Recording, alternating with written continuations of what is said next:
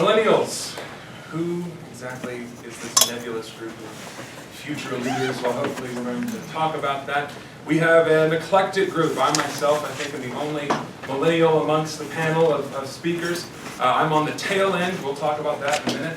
But we have a great panel of other speakers that I'd like to introduce for just a moment. Dr. Candi Finch from Southwestern Baptist Theological Seminary in Fort Worth, Texas. I'm a little impartial as a Southern Baptist minister and as a native of Fort Worth, so good to see you. Welcome. Diane, right down the road from me in Elizabeth City, North Carolina. She serves as a young adult pastor at the Evangelical Methodist Church in Elizabeth City, North Carolina. Welcome. We're glad to have you. And from Focus on the Family, Dr. Stanton, author, researcher. Dr. Stanton, we're absolutely thankful. Thank you for your work at Focus on the Family ministry. All right. Well, my name is Justin Murff. I work with the Christian Broadcasting Network. I'm also the chairman of an organization called Millennials for Marriage. And our vision, our hope is really to change the prevailing perception of marriage amongst the millennial generation. We want to reintroduce covenantal marriage in a relevant and meaningful way. How do we do this? We want to start a new conversation, so we actually engage millennials to share their story. Why is marriage important to me? What difference does covenantal marriage in particular play in my life? And as these millennials begin to share that, it equips them for all different stages. A large number of millennials are cohabitating, which I'm sure we'll hear more about in our speakers. We want to get them from where they're at to really what we feel like is God's best plan, which is covenantal marriage. And so whether they're dating, engaged, cohabitating, just married, or like my wife and I have been married 10 years with 4 children, marriage is still a constant work in progress, as we all are. And so that's what we do in focusing our work specifically with millennials. Well, who are we? We're born between 1980 and 2000, and federal estimates show that there's 92 million of us. We are the largest and most diverse generation in America today. 15% of us, according to the U.S. Census, were born outside of the country and have immigrated during the time of our childhood. Our women are more educated than any other generation of our age group in previous time in American history. We are more likely to attend graduate school compared to previous generations, making us, as many of us like to tout, the smartest generation. Although there's a pretty interesting reason why many people are going to graduate school, unfortunately. We are in debt. 71% of millennials have some form of student debt. The average undergraduate debt is $35,000 alone, and the total of just undergraduate and federal private loan debt to the United States is $68 billion, according to the Wall Street Journal. You're welcome. Millennials are the first, according to Pew Research, in the modern era to have higher levels of student loan debt, thus higher levels of poverty, higher levels of unemployment, and lower levels of wealth and personal income than their 2 immediate predecessor generations, Gen Xers and Boomers, had at the same life cycles of their life. It used to be back in the 70s that the average age of getting married was around 23. Average age of home ownership is 25. Today, average age of marriage is around 30, and 60% of us rent. We don't want to buy a home, primarily because we can't afford it because of our student loan debt. And so, especially with recent provisions that have made where you have to actually factor in student loan debt now into the total amount of debt, it means many millennials, even though they don't realize it, when they graduate college with that beautiful price tag, will be ineligible for most home loans. So they're forced to rent. So you can begin to see already some problems brewing on the future for the United States, and this is just in our country. We're overwhelmed by free choice. Many say we're an entitled generation. We've been told we can do anything we want to do. We can be anything we want to be. We can choose our own identity. And that goes beyond the obvious of gender identity and cultural identity. We've seen recently even racial identity. Why not? If I can choose to be anything I want to be, it's my freedom. We have the right to do that. We're overwhelmed by the free choice that's been largely introduced by postmodernism, which says that truth is completely relative. Well, truth is also experiential. And it's amazing to see a common thread of experiences. And even though we mostly believe that there is no such thing as absolute truth, by the way, which most millennials are absolutely sure there's no such thing as absolute truth, when we begin to see this commonality of experiences certainly wouldn't that lead us to believe or deduce or come up with an academic, intellectual hypothesis that maybe this common shared experience, like faith, for example, is true. Because if it's truth experienced by you, me, and it happens to be along the same lines, maybe there's something more we should at least be willing to take a tertiary pass at and dig a little deeper rather than throw it out with the bathwater, as our culture and media tell us we should do. We want instant gratification, recognition for accomplishments, both personally and professionally. Remember, we were the generation that got the award for just showing up. My daughter plays on a Little League soccer team. She played one game last year, and yet she got a trophy. The trophy was worth more, probably, than the admission we paid for her to be in the league. But it was an achievement award. And I gotta tell you, that kind of hurt me. Because I'm like, no, you dropped out because you didn't like soccer. You sat in the backfield, and then you wanted to go to dance the rest of the year. So we did that. But they still called you for the pizza party and gave you the award. That's not life. You don't get an A or a gold star or a purple ribbon just simply for showing up to the game. You gotta get in there. Average work time is only 2 years per job, meaning we have the highest turnover rate of any generation in the current workforce. 91% of us expect to stay in a job for less than 3 years. That's our expectation. We don't expect to stay in a job for more than 3 years, which means if you take the average course of a life, we will have 15 to 20 completely different careers in our lifetime. Imagine being the employer and trying to generate a strong, stable workforce vital for something, I don't know, like a national economy. Building off of that type of rate is very difficult. We have a postmodern worldview that has been indoctrinated, we've embraced it, we live it, we promote it. Secular humanism is the prevailing worldview. Truth is relative and experiential. Fairness, equality, tolerance, and justice form the generational mantra. Those are the 4 things that we value highly. Societal matrix by which our life and culture should be judged and forced to operate should fit those 4 things. Here's the one problem. Yes, we should embrace fairness and equality and tolerance and justice, and I as a Christian certainly believe those are biblical values. But what happens if it doesn't fit those 4 matrices? What if it's not really fair or just or equitable? What if it's kind of tolerant? Then we have to throw it away. We can't hear it, because somehow in our culture we've gotten away from the idea that you can have a difference of opinion and have a healthy dialogue, and that's okay, because no, our generation says you either believe what we believe or we're going to do everything in our power to shut you up and shut you down, because it doesn't fit our convenient worldview. Oh, you people of faith, how intolerant. But of course I'm not intolerant for thinking that. No. You see, anything that's counter to the matrix is now labeled as dangerous, extreme, radical, progressive. I was on the planning committee for the event in Moscow. I've been with WCF for a long time. I was written up 3 times in Right Wing Watch as a radical, national leading anti-LGBT activist. Ask me what I speak on. This is the first time I've ever talked about marriage. I used to head up the anti-child trafficking division for Christian Broadcasting Network locally. So what I spoke on was defending children from sexual slavery and human trafficking. And yet Right Wing Watch labeled me as one of the most vicious anti-LGBT activists in America. So contacted them and said, now, I mean, aside from the fact you do shoddy reporting, and I've just expected that from you, do you want to know what I really talk about? I know what you're talking about. I'm vehemently against it. You are. What about People for the American Way and the DNC? Are you also against what I spoke about? Absolutely.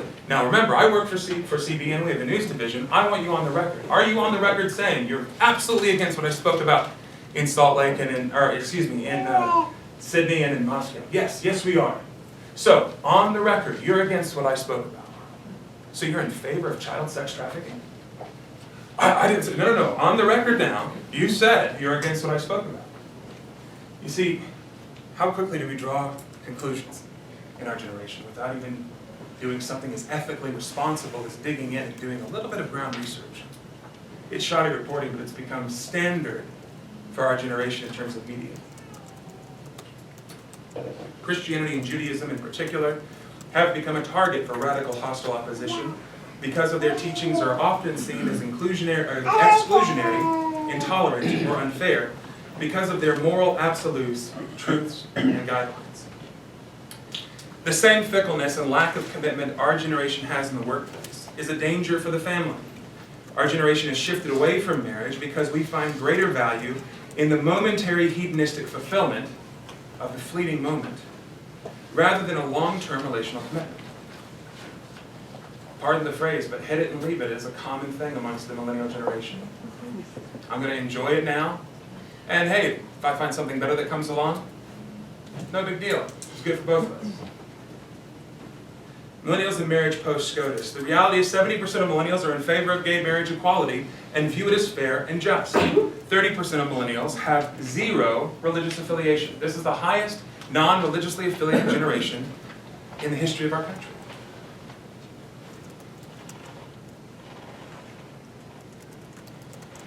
Marriage has become so irrelevant to most millennials that almost half, according to research from Bennett, almost half supports a marriage model that would involve a 2-year trial, at which point the union could either be formalized or dissolved. No divorce, no paperwork required. Only 26% of us are married and living in our own home, age 18 to 31. Many are delaying marriage until 30. 50% reduction in young people being married and living on their own compared to the 1960s. So there's trouble for the family. Nearly 40% of millennials believe that the vow, till death do us part, should be abolished from marriage vows altogether. Cohabitation has doubled since the mid-1990s and has risen 1,000% in over 4 decades. Cohabitating couples who have a child together, unfortunately, are twice as likely as married couples to break up before the child turns 12. You see, the summer of love has generated a winter of lust. Millennials are the grandchildren of the sexual revolution. We've celebrated the hookup culture that seeks pleasure over relationship. This lack of marital commitment is evident by the 40% increase of children being born out of wedlock over the past 20 years. In return, an enormous amount of single-income households, many of which are millennials, are being created and are sliding deeper into poverty. The National Center for Health Statistics reveal that among women under 30 in the U.S. today, more than half of all births, 53%, now occur outside of marriage. Minorities are put at a tremendously greater disadvantage. Last year, 72% of all births to black women, 66% to First Nation, and 53% to Hispanic women occurred outside of marriage. The winter of lust has caused a delayed spring. 50% of baby boomers are divorced, and that has affected the way millennials view marriage. We haven't had it modeled. My wife and I, many of our friends, come from broken homes. And so for us to see what does a stable, healthy, long-term committed marriage look like, we have to look to maybe that 1 or 2 couples in church that we know. Maybe other family members, but that's just unfortunately the truth of our generation.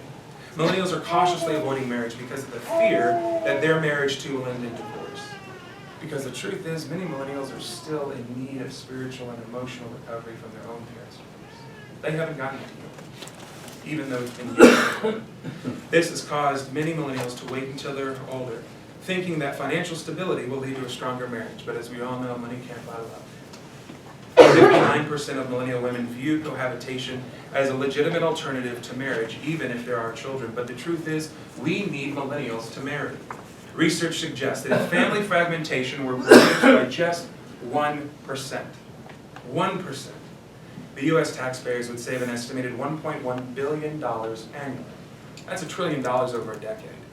As more and more millennials choose not to get married, middle America becomes smaller, the lower class becomes larger, economic poverty creeps in, and children who come from a home with married parents, they tend to do better. In fact, their poverty statistics are only around 18%.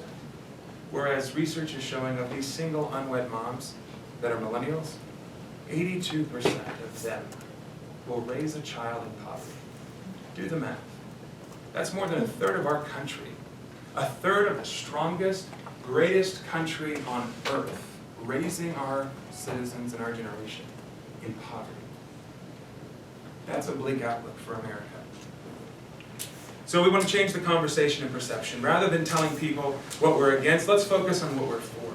Let's focus on convening and equipping millennials for healthy covenantal marriages. We want to engage cultural engagements, raising the importance and the advantage of raising children in a committed, marital relationship where there's a mom and a dad who can provide those unique structures.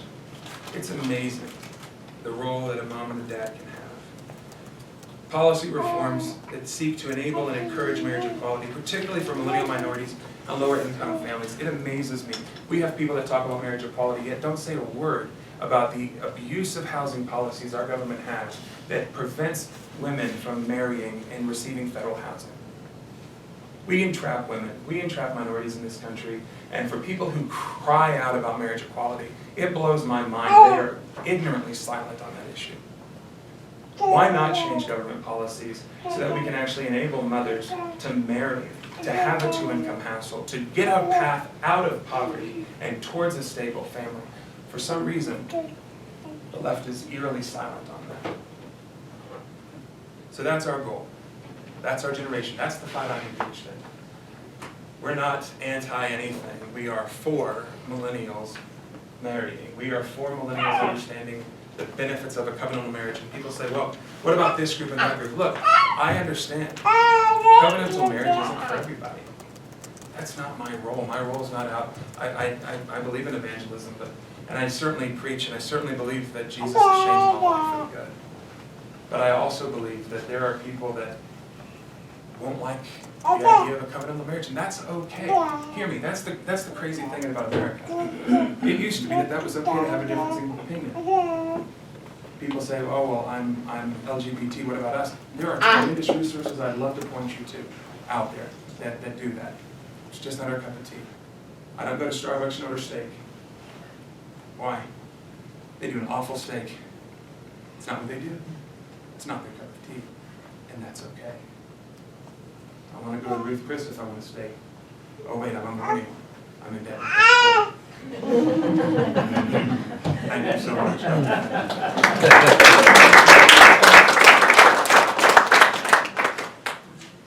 so glad that my brother kicked us off because you definitely painted a picture of where millennials are. You set the scene for us today, and so I don't have to describe who millennials are to you. But what he has shared with us, he's painted the picture that the assumptions of the church are no longer our culture's assumptions. And so in my time today, I want to talk to you about effective ministry to millennials, what that looks like. We're going to quickly look at my time to make sure I stay on it. We're going to look at 4 different sections today. The first thing is about missing millennials. Waiting is not the solution. The second thing that we're going to do is talk about the image problem, and it's not what you think.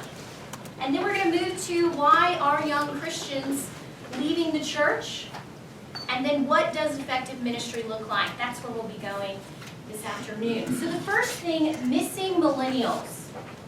Waiting is no longer the solution. Just as you explained, they're not taking the traditional path.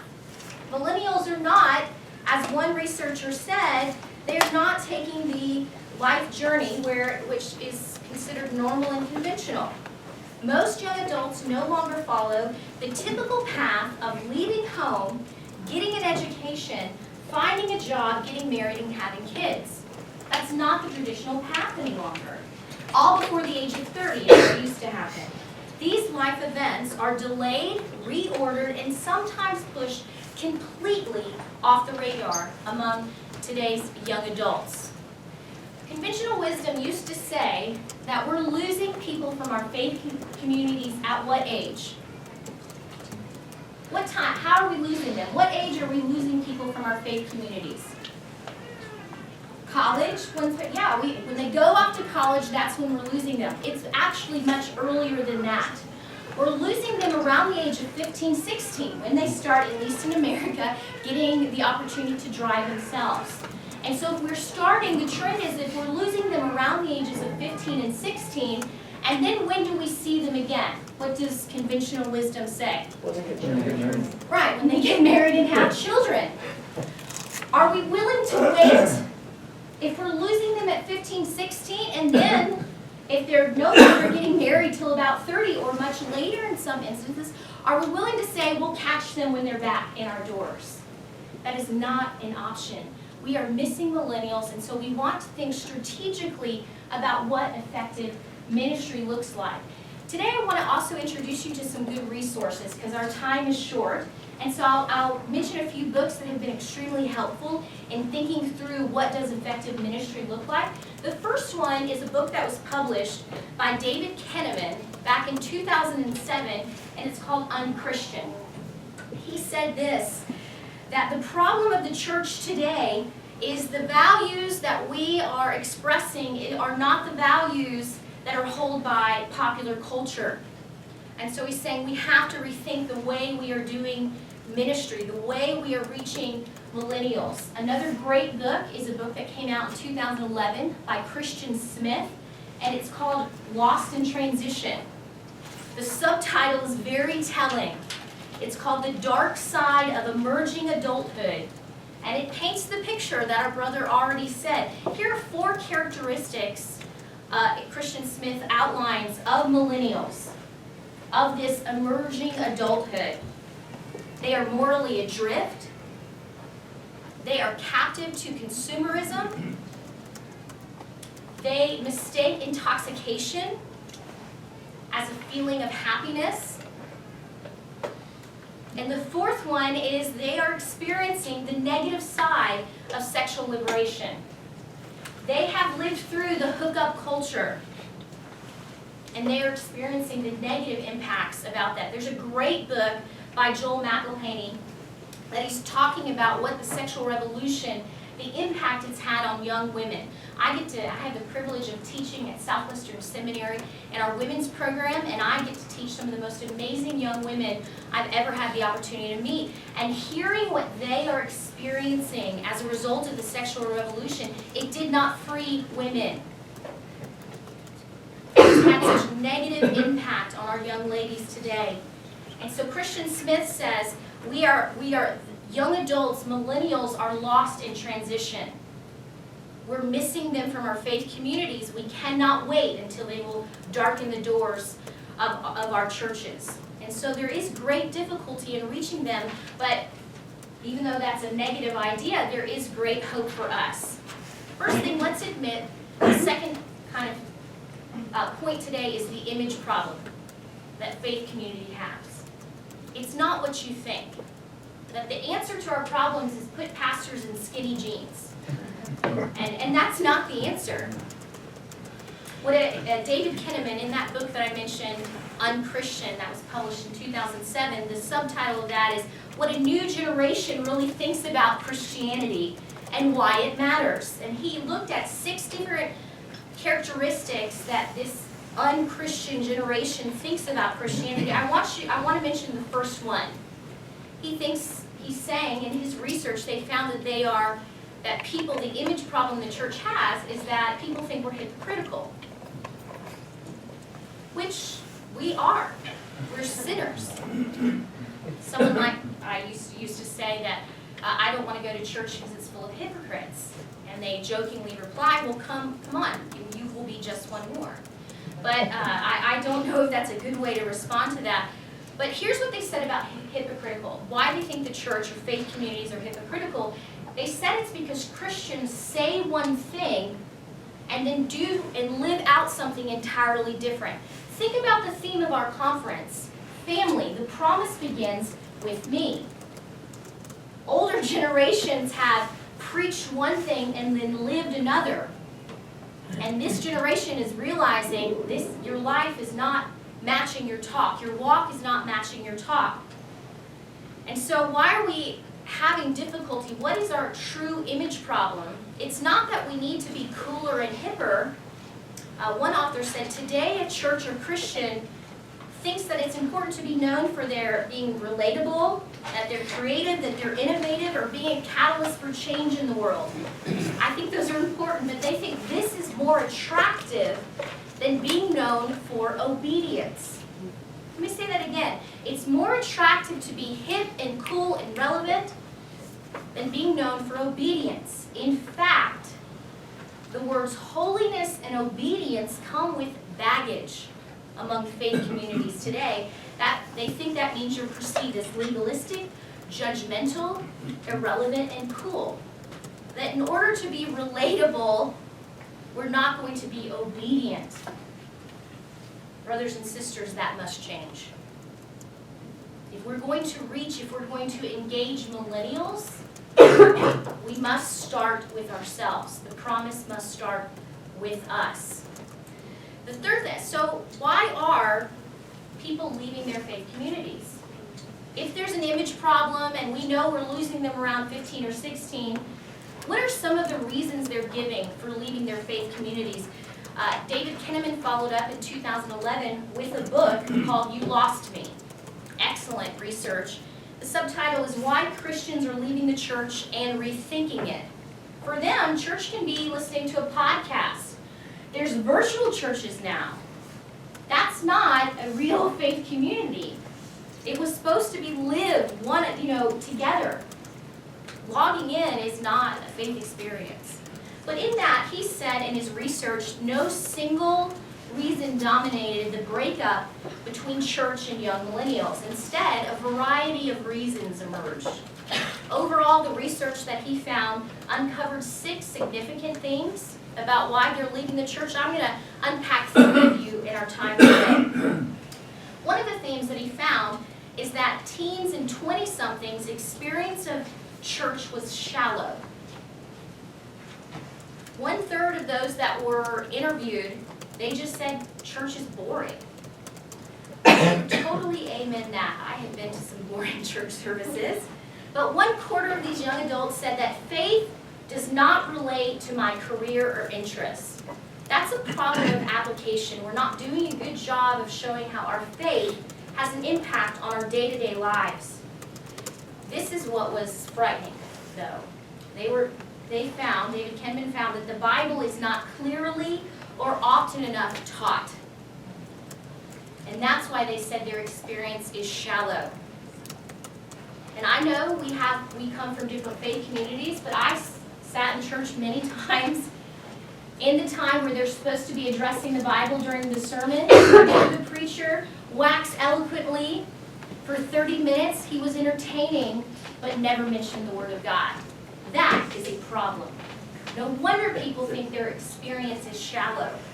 The power comes from the Word of God.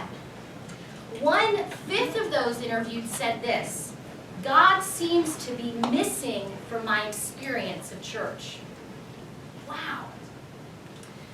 The next reason, one of the themes that emerged in David Kinnaman's study of You Lost Me, he said that churches come across as antagonistic to science, or that you have to check your brain at the door in order to be a believer. I don't know if any of you were in here yesterday, Dr. Grossman gave a fabulous presentation about why we shouldn't be afraid of science. Hey, God made science, people. He is the creator of everything.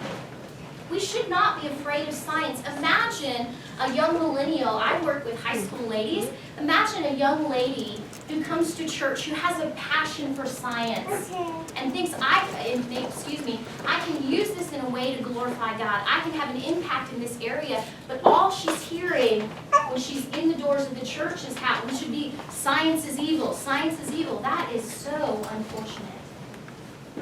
Check your brain at the door.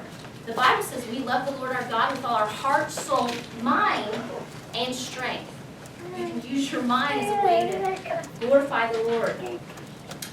Science-minded young Christians are bleeding from the church because they're struggling to find ways to be faithful to their beliefs and their calling in the professional field. The third thing that I want to say, David Kinnaman uncovered, is that he said that the church feels unfriendly to those who doubt. The church feels unfriendly to those who doubt, and that's why we are losing millennials. Young adults, they say the Christian experience is not a place where they can come and ask questions, where they can express doubts. They don't feel safe admitting that sometimes their faith doesn't make sense. And they feel that the church's response to doubt is trivial. Some of the perceptions in this regard include, quote, not being able to ask my most pressing life questions. And they said that churches really struggle with people who are asking those tough questions. I teach a class, an introductory class to our program, and we were looking at gender issues a few weeks ago. Is your faith community for a person who is struggling with LGBT identity, who thinks they may be transgender or homosexual? Could they admit that in your church? Hear me well, people. And I'm not saying we would embrace that. Oh, it's okay. Do whatever feels good to you. But could we have an honest conversation with them? Would we still love them but uphold the truth? Is your faith community a place who's someone saying, my faith doesn't make sense, or the Bible, what do I do with these difficult passages? Could they come to you and say, well, let's talk about this together, or do you give them a pat answer and send them along? I had a young girl who I knew in high school, and she went off to college, and as often happens in college, some very intelligent people, atheists, were starting to poke holes in her faith. I'm so glad that we're going to watch God's Not Dead tonight. I loved the first one. But she was saying they started poking holes, and she was away from home, and she said, I didn't know who I could trust and go and say, this is what they were saying. Where do we go for an answer for this? So she would text and call, and I was like, and we would walk through sometimes for hours saying, okay, what does the Bible say about this? Are you building those kinds of relationships with people they feel comfortable enough asking their tough questions of you?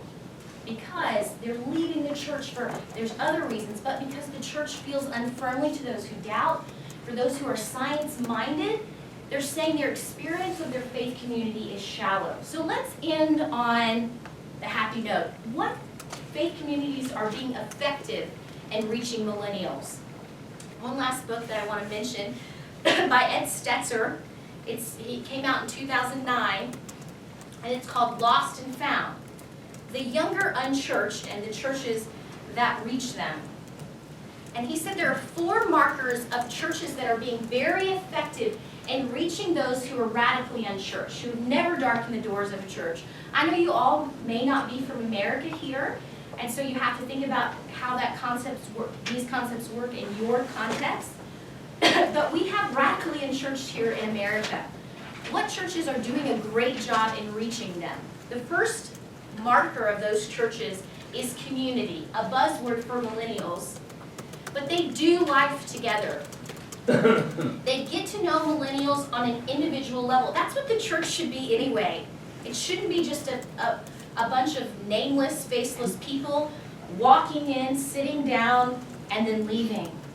Are we creating environments where they can do life together? I teach a class in girls ministry, and one of my favorite passages in the Bible that talks about what I think ministry should look like is 1 Thessalonians 2, verses 7 through 8. And Paul is saying, just as a nursing mother cares for her children, so we cared for you.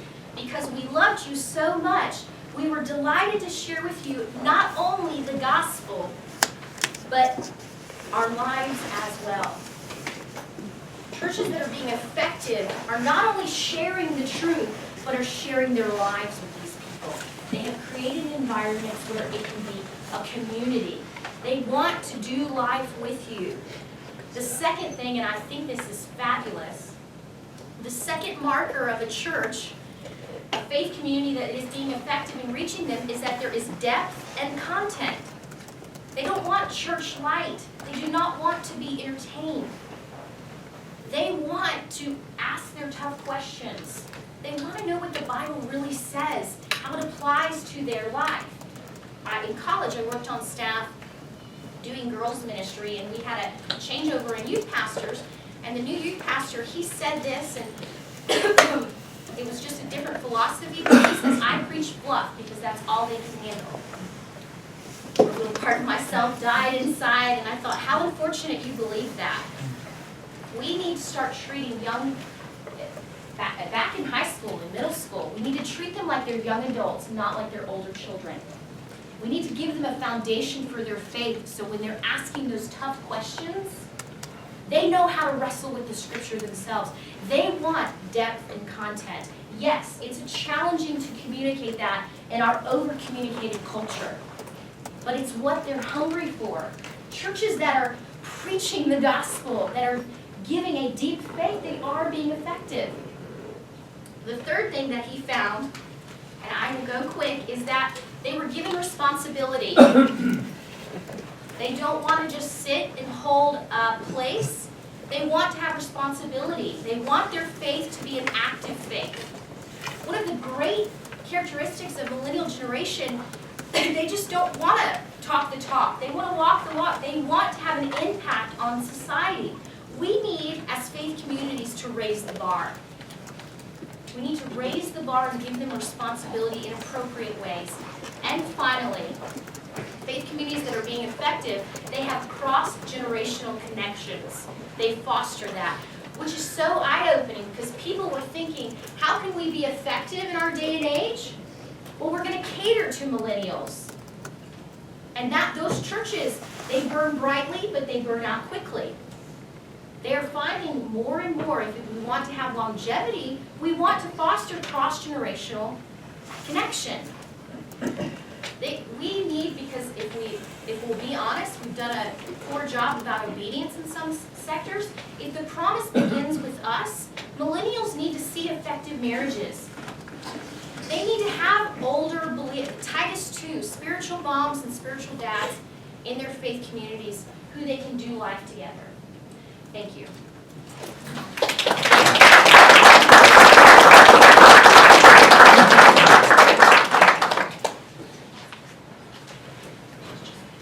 Well, that was awesome. Thank you, both of you. Those were just wonderful. I am a great example of cross-generational ministry because I'm a grandmother and I am the young adults pastor at our church. So thank you for affirming my role in that.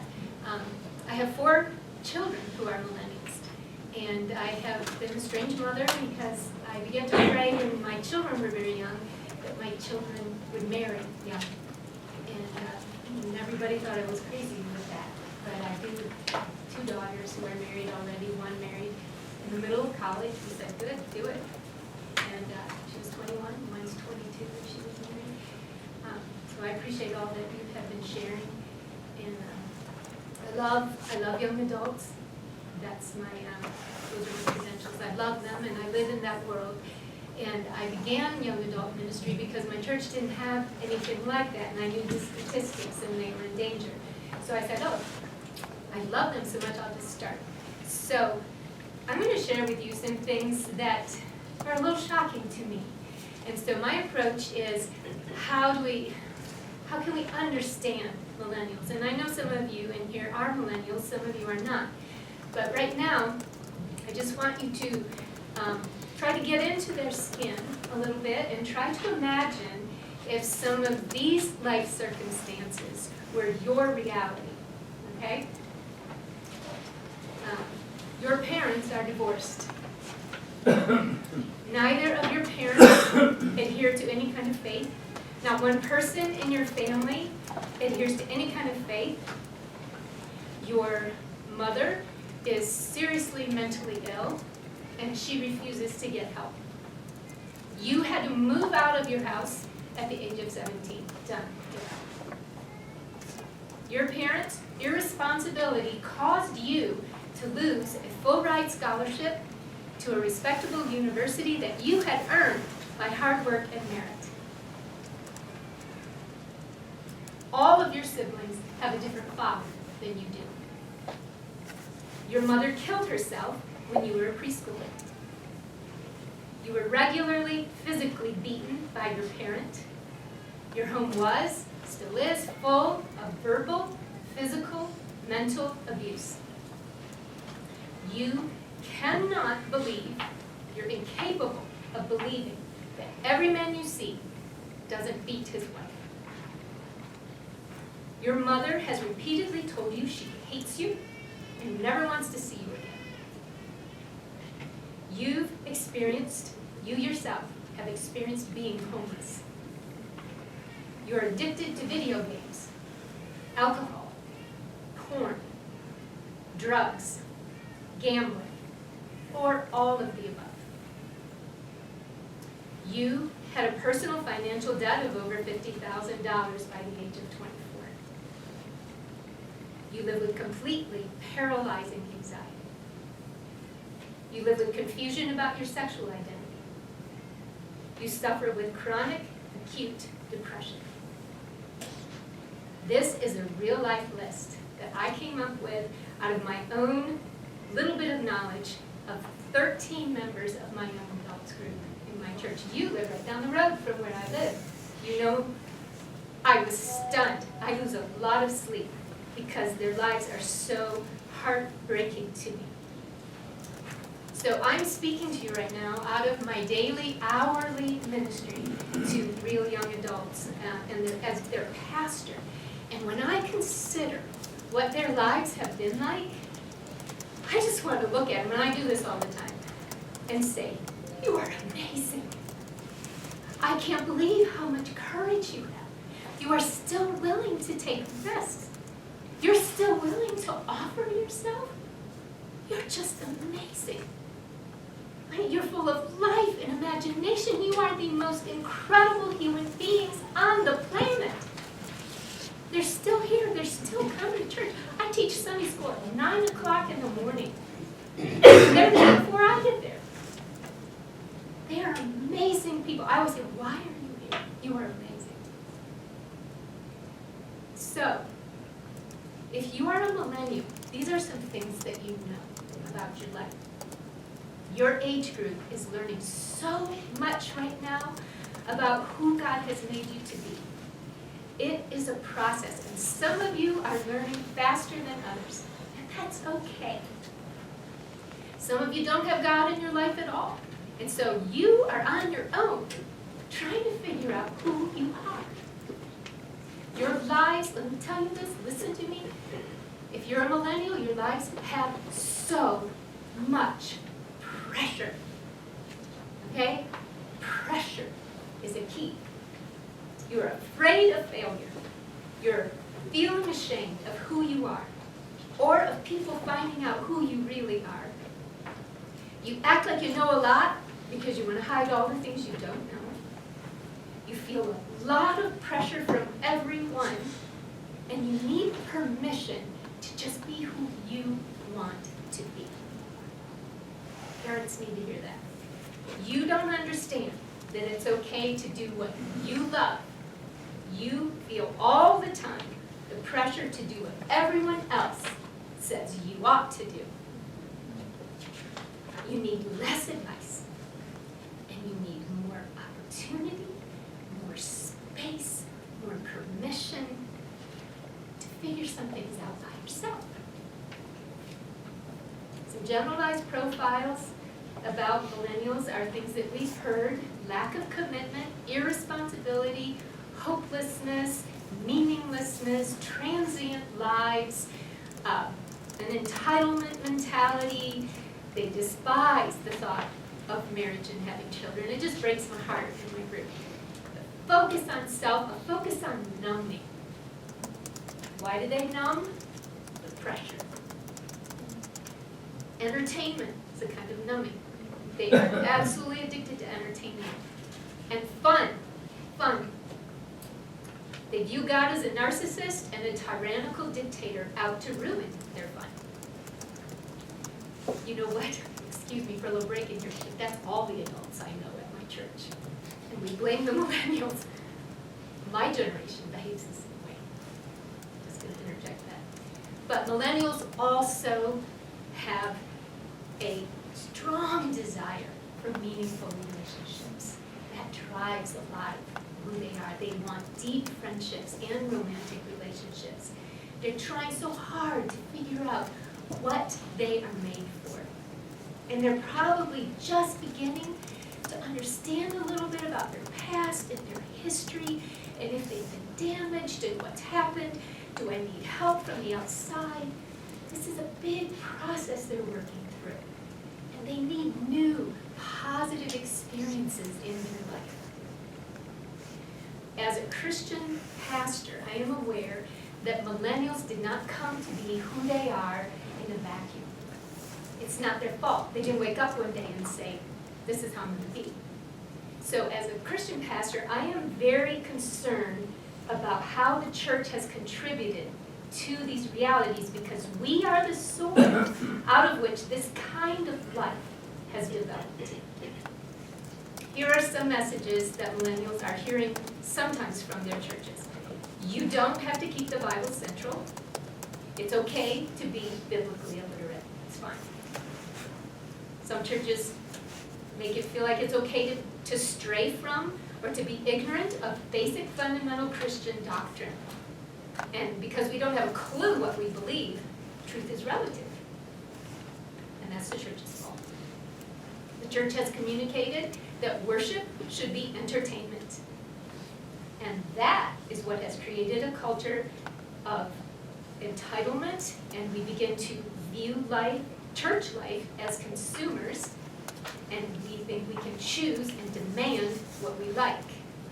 And that has produced a common kind of thing in our congregations where there's a lot of whining and unfaithfulness in my generation. And my generation is an embarrassment to the millennials in my church. It's my age group that are embarrassing to my young adults. A message that has figuratively and unintentionally castrated our young men and devastated our young women is warning them that dating is bad. Some years ago, this was a soundly established and misguided idea with vast and troubling consequences. Our young males and females don't understand who they are anymore because males are not allowed to pursue and our females are not allowed to be pursued. They don't experience the critical task of learning how to relate well to the opposite sex. Ask how many decades worth of beautiful, brilliant young women have never one time been asked on a date.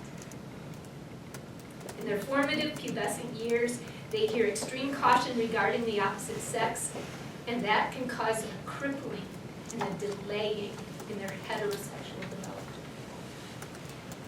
Another message. Many in the church, and I hear it from people my age, it's usually the parents, but sometimes it's the pastors, encourage our young people to delay marriage. I hear it all the time. Don't marry young. Until you have all your degrees and you're financially stable, and probably most of my friends want their kids to be wealthy. And then you can think about getting married. And what has that done? It has opened the door and encouraged a self curved in on self. And that is the absolute opposite of the nature of the triune God. And we, the church, have done it. It's our fault. So young people and young Christian couples voluntarily choose to be sterile in their marriages, and they become self-serving idolaters of freedom and convenience and careers and possessions.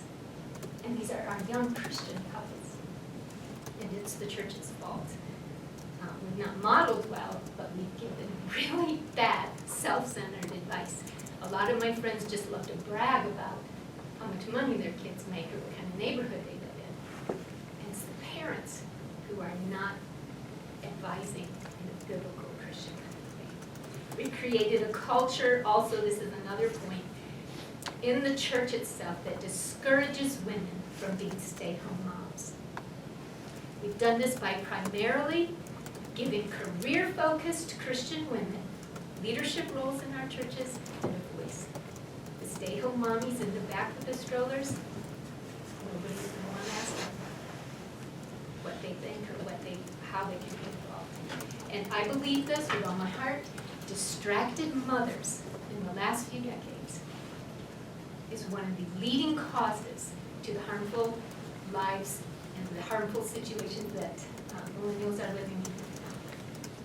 Mothers out of the home and not doing their job. So if you want to impact millennials, know this. These are some things you can take to the bank as you're critiquing them and looking at how silly they are. Know this about them first. As you enter in, okay, they have been hurt or are hurting. They are more anxious, more depressed. I have one person in my entire young adult group who's not medicated for anxiety. One. Wow. what? I've got to figure this out. They are more scared and more fearful than we can ever understand. Their lives are driven by loneliness. They long to know and to be known by someone. So here's where our part comes in. This is what I believe. One person, each one of you, one person, living and loving out of an authentic relationship with God, come into their life and walk with them. You will make all the difference in their life. That person, you, helped by the Holy Spirit, can create a safe space for a young adult that you know, for them to let their guard down, breathe, and to experience healing. So we baby boomers, whatever you want to call us, we need to grow up and mature so that we can come alongside in self-giving, giving of ourselves. And that kind of relationship with this brilliant, promising generation. And then we will say, when we are with them, we'll look them in the face and we will say, you are astonishing. You have so much courage. You are often still willing to take risks and to offer yourself. You have life. You're adventurous. Your imagination is amazing. I think you're the most wonderful person on earth.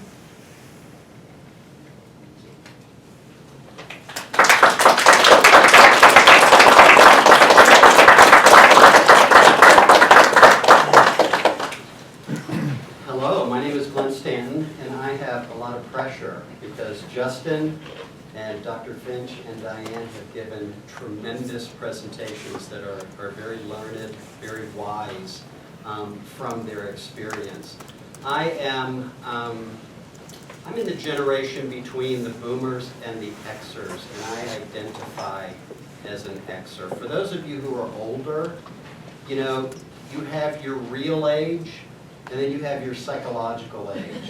Mine is about 36 or so. Sometimes it's 16. This question is very, very important about this present generation. And this present generation is indeed very unique, but it is important to know that every generation is unique. But every generation is similar too. Why? Because every generation is made up of human beings. Human beings have the same interests, desires, hurts, pains, wishes, hopes. They just get manifest in a little different way from generation to generation. In order to understand generations, we have to understand sort of human psychology here and the psychology of history. Is that each generation is shaped and affected by the generation that preceded it. Think about this. Maybe our grandparents and great-grandparents who grew up in the Depression, okay? What was the generation that came after the Depression? In the United States, it was what we call the greatest generation.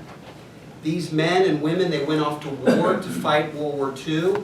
They came home with the GI Bill, and they created the middle class. They worked hard. They went to school. They founded businesses. They were saying, I am not going to be like the way I grew up. I'm going to be independent.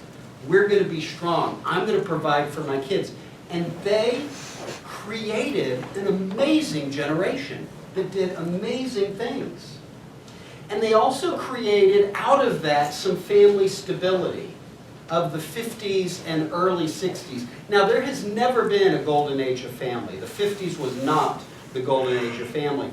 But there was a good bit of family stability there. Okay? So, economic poverty, financial well-being, work hard, apply yourself, provide well for your kids, and keep your family strong. Now, what generation came out of that? The generation of the 60s and early 70s, the hippies. You know what? I ain't being like the man. and paying the dues to the corporation every day like my dad did, you know, and free love and all that, okay? My mom and dad settled down, my dad came home from work every day, you know, we're there. That ain't for me. I'm just going to live free. They went from the family stability to family instability. Interesting thing about that generation is generations don't typically stay necessarily what they were. Think about this, at least in the United States, the hippie generation, okay? Who was elected president for 2 terms as that hippie generation came to adulthood? Jerry Brown? No. It was Ronald Reagan, okay? Did the hippies vote him in? Not quite, but nor did they keep him out of office. They moved into, if you will, the, what's the word that we use for the yuppies, you know? And then you had the Generation X, which was a very interesting generation. In a sense, they were, Generation X, the kind of bland, no-label generation, you know? They're not famous for anything except maybe being slackers. The cool thing about them is they knew that they were slackers, okay? Right? The millennials come along, and they actually, according to a lot of very good research, are not so interested in changing the world. They say they are, but they're not as involved socially. Robert Putnam, his idea, bowling alone, the millennials are more like that, doing their own thing. They love the idea of buying Tom shoes and, you know, giving shoes to kids overseas. That's about the most that they will do. They love the idea, but when you look at actual social engagement among millennials compared to Gen X, baby boomers, and the greatest generation, social involvement has gone down, down, down, down, down. Think about military engagement, okay? It has continued since World War II to go down, down, even to Xers, but for millennials, it just dipped off significantly. The 9/11 generation, okay? So they will say, oh yes, we're very mission-minded. We believe that we can change the world. We believe change can happen. To which me, as like the old fogey guy, I will answer them, oh, you mean like the greatest generation who thought, you know what, we can unseat Hitler and overthrow fascism and Nazism. Or the hippies who thought, I mean, if any generation thought they could change the world and were well on their way to do it, it was them. And then you have, you know, every succeeding generation believes that it can change the world. That's a part of being human. The millennials are really not any different there. But again, in some measures, when you look at actual involvement in organizations and things like that, not as high numbers as the Xers and the Boomers and things like that. And there were no great records for those things among the Xers and the Boomers. And so, starting there, just we've got to understand generations being affected by the generation that was previous to it. The other is generations don't remain what they were. I mean, I hear that all the time. You know, same-sex marriage is inevitable because look at the young people. You know, free love, hippies, tie-dyed shirts were going to be inevitable because look at the young people. Young people grow up. They get mortgages. They get school debt. They have babies, you know, and they start to see the world in a different way. Every generation has been that way. So in terms of involvement and connection with the culture, that is, the facts are not quite in alignment with what millennials themselves think and with what a lot of people think about them. Faith. We had a good conversation and good presentations on that. It's interesting that it is true that young people are leaving the faith in big numbers. But when you look at Pew and some of the research that they have done, some of, like Kinnaman, his good work, but he did not break down belief systems in the sense of kids are leaving mainline churches like everybody else in droves because they're giving up on what really matters. But the evangelical churches, Pew tells us, in the last 10 years or so, have maintained and possibly grown a good bit. Because, as we've heard, churches that teach something, I like to call them the faith Marines. You know what? We are going to call you to something. We're not going to just let you sit by. We are tough about our faith. You're going to learn the Bible. You're going to believe the Bible. You're going to live the Bible. We're going to do missions. We're going to call you to something. Young people are being drawn to those churches. And young people, here's the other thing. Young people who grow up in homes like that, this is some of the great research from Christian Smith, who's done really the largest, most robust research on this question. He says that kids and his team, he says that kids who grow up in a Jewish, Christian, Islamic, Mormon home that take their faith seriously, not perfectly, but seriously, we go to church more often than we don't. We pray pretty regularly. We have Bibles around and we talk about what the Bible is. If kids grow up in a home like that, like, the Stantons, we're Christians, those kids are significantly likely to retain their faith. Pew and some other organizations show this. They looked at the kids and young adults who have left their faith.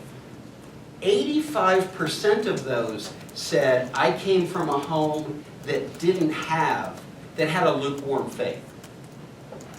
Only 15% of those young people who left the faith said they came from a home with a vibrant faith. Here's the deal. Young people cannot hang on to what they never had. And it's interesting that other angle of living out your faith, you don't have to do it perfectly, but you have to do it seriously, with legitimacy, with honesty, and even with failures here and there.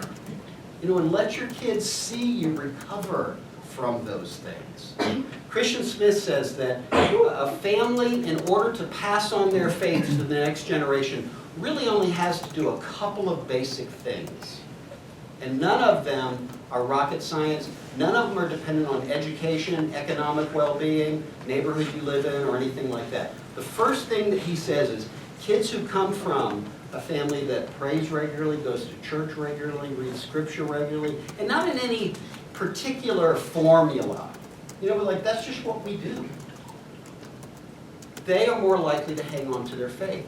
The next thing, and this is very important, and Diane, this is where folks like you come in, and Dr. Finch at the university, is, he doesn't call them this, but I call them satellite adults or scaffolding adults. That we're raising our kids, we're living seriously by our faith, but we have other adults around us who believe the same thing. And here's how that works, okay? My parents, kind of nerdy, they're not real smart, they are just stuck in their ways. But Mr. Wilson, he's pretty awesome. Rides a motorcycle. And he has the same faith as my parents do. Uncle Bob, he's awesome. He scuba dives, He has the same faith as my parents do. So yeah, I love my parents' faith, but these people around you, the youth pastors, when our kids were teenagers, I came to learn to love their youth pastor. You don't have any idea how valuable you have been in the life of my kids, just simply by being you and doing what you do. The third is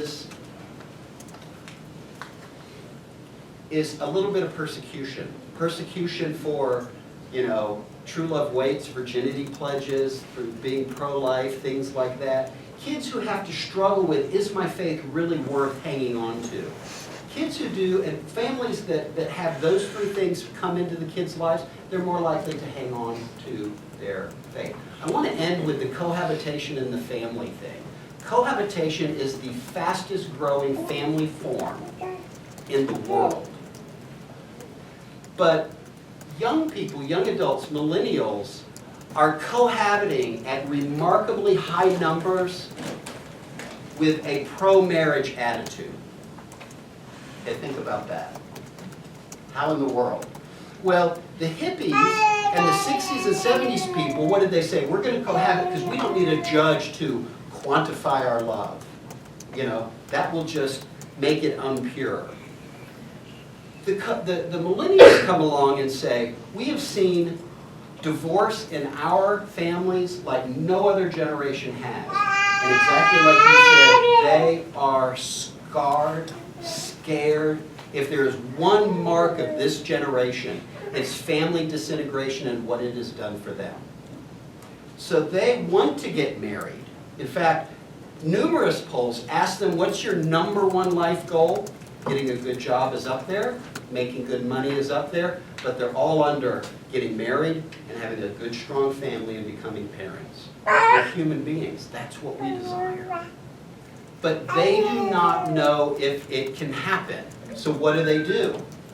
I don't want to fail, so I'm just going to kind of road test this relationship, or use the relationship as a bookmarker, until I'm really ready and able. So these people are cohabiting not out of an anti-marriage attitude, but out of a pro-marriage attitude. We need to come along and say, okay, first of all, your desire for marriage is a good desire. It comes from your human heart. And don't look maybe to your own parents, but look to your grandparents and great-grandparents. That was the generation that got it right. Learn from them. And older folks, and there's some of you in here, go insert yourself in a bossy, pushy way into the lives of millennials and say, my wife and I have been married 50 years, maybe not perfectly. Can we come alongside you as a young couple and kind of walk with you through this journey? Find out what will happen if you do that. I mean, that has been said. They want people to come along and walk beside them in their journey. That's a wonderful challenge for the church. Your desire for marriage and parenting is good, it's realistic, and we can help you realize and accomplish that, even if you have never seen that successfully done within your own circles. The millennials provide us a great opportunity to do some really serious ministry, to give them hope, and to help them come into strong, effective, fulfilling adulthood. Thank you. I think we're going to open things up.